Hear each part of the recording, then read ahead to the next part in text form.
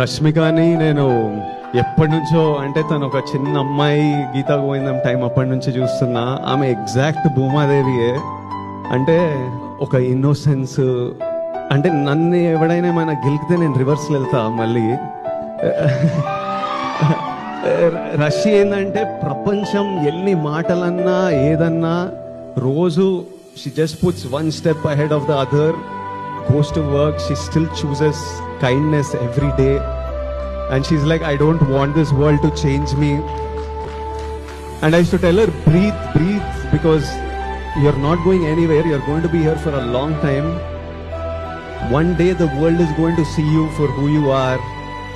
Someday, with time, give it time, you just do your thing and the world will see you. And Rashi, I don't know if it has already happened, if it's happening, if it will happen in the future, but we all should protect who you are, and you should always stay who you are in your journey.